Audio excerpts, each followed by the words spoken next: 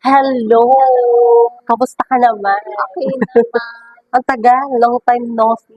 Last time nung nagpa-hair color ako, wala kasi kayo. Pero One color, pinatone down mo lang nagpa-darken ako. last Tapos, time. last January pa naman yun. Tapos, recently, nung pumunta ako Singapore, nag-try ako ng red na hair color. Pero ang pangit. Tapos ngayon, hindi ko alam, hindi naman Hindi siya color. pantay. Sorry. Ikaw lang naglagay nito.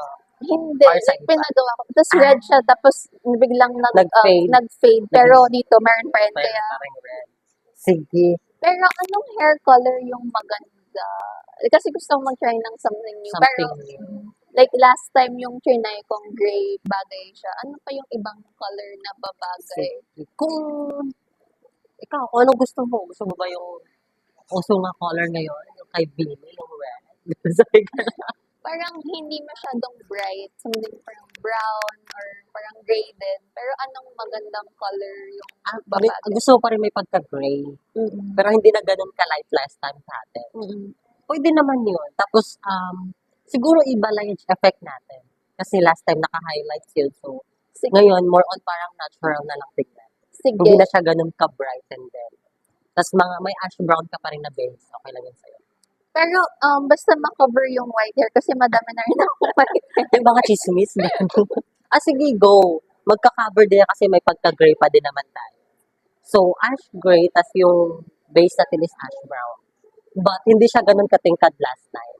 Kasi dati, super gray tayo, di ba? Mm-mm. Sige. And then, how about your haircut? Magka-cut din ba tayo? Kahit trim Trim lang lang, siguro. and then magle-layers. Mm. How about your bangs? Parang umaba na yung bangs. Ayaw mo na lang bangs? Ayaw mo na. Hassle sa face? Mm-mm. Sige. Okay, game. Kamusta naman yung final natin? Maganda. Diba? Nagawa ng paraan. So, yung reddish mo na tone dito, medyo nawala na, medyo may pagka-brown side na siya. Which is nagbe-blend naman dito sa ash natin na tone dito sa baba. Tapos, mga after mga ilang washes mo, magla-light pa dito. So, tapos pag ano siya, yan, natural lang siya tignan. Diba? May nabago naman unlike before.